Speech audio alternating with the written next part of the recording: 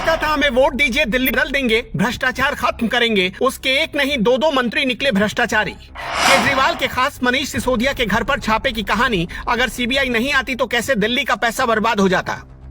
याद है ना अन्ना हजारे का आंदोलन? तब केजरीवाल भी धरना पर बैठे थे, कहते थे राजनीति में नहीं आऊंगा, लेकिन आ गए। फिर कहते थे सरकारी सुविधाएं नहीं लेंगे, लेकिन वीआईपी कार ले ली, सरकारी घर ले लिया।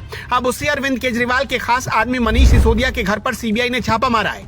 मनीष सिसोदिया के साथ 2 अधिकारियों और कुल 21 ठिकानों पर छापे पड़े। कैसे फंस गए हैं मनीष सिसोदिया, अब इसकी पूरी कहानी समझिए। आरोप यह है कि दिल्ली में नई शराब नीति बनाई गई, जिससे सरकार को करीब 400 करोड़ रुपए का नुकसान हुआ। दिल्ली के मुख्य सचिव ने दिल्ली के लेफ्टिनेंट गवर्नर को एक रिपोर्ट भेजी। इस रिपोर्ट में बताया गया कि शराब बेचने वालों के लाइसेंस में 144 करोड़ से ज्यादा छूट दी गई। मनीष सिसोदिया हापुड़ के एक छोटे से गाँव से आते हैं, लेकिन उन्होंने दिल्ली के उप मुख्यमंत्री पद तक का सफर तय किया। ये यूं ही तय नहीं किया। मनीष सिसोदिया का जन्म हापुड़ के फगौता गांव में हुआ। पिता स्कूल में टीचर थे और शुरुआती पढ़ाई लिखाई गांव के ही सरकारी स्कूल से हुई। अच्छा लिखने के शौक ने पत्रकारिता की तरफ मोड़ दिया। साल 1993 में भारतीय विद्या भवन से मास कम्युनिकेशन में डिप्लोमा की डिग्री ली। 1996 में आकाशवाणी के लिए 0 आवर कार्यक्रम होस्ट करने लगे। 1997 से 2005 तक जी न्यूज में काम किया।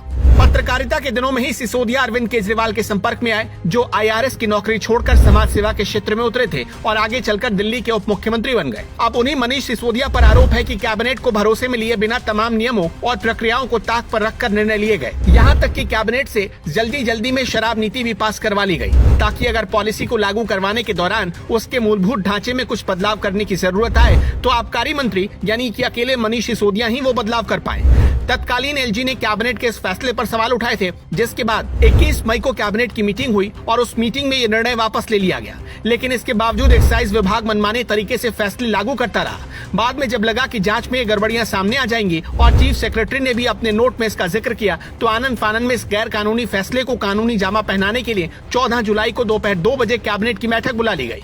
ये बैठक इतनी अर्जेंट बुलाई गई कि चीफ सेक्रेटरी को सुबह 9:32 पर इसका नोटिस भेजा गया। कैबिनेट में किन मुद्दों पर चर्चा होने वाली है उसके संबंध में उस नोट में कोई जिक्र ही नहीं किया गया, जो अपने आप में एक नियम का उल्लंघन था। यानी उस स्टेट के चीफ सेक्रेटरी को ये पता ही नहीं था कि कैबिनेट मीटिंग हो क्यों रही है, जबकि अमूमन ऐसा नहीं होता। कानूनी तौर पर भी ये गलत है। मीटिंग खत्म होने और निर्णय लेने के बाद शाम 5 बजे एलजी सचिवालय को एजेंडा और कैबिनेट नोट दिया गया। यानी केजरीवाल एंड टीम ये सब इतनी जल्दी में कर रही थी ताकि किसी को सवाल उठाने का मौका ही ना मिले और न ही कुछ पढ़कर समझने का मौका मिले, ताकि वो अपने चाहतों को पूरा फायदा दिला सके। और पत्रकार रह चुके मनीष सिसोदिया ने इतनी चालाकी से इसे अंजाम दिया कि किसी को कानो कान खबर नहीं हुई। आरोप तो ये भी है कि वो तेलंगाना गए और वहाँ पर कई लोगों के साथ मीटिंग की ताकि मोटी डील हो सके। वैसे आप क्या सोचते हैं? केजरीवाल दिल्ली की जनता को ठग रहे हैं या शिक्षा और स्वास्थ्य के क्षेत्र में अच्छा काम करके मिसाल कायम किया है? कमेंट बॉक्स में अपनी राय हमें जरूर बताइएगा।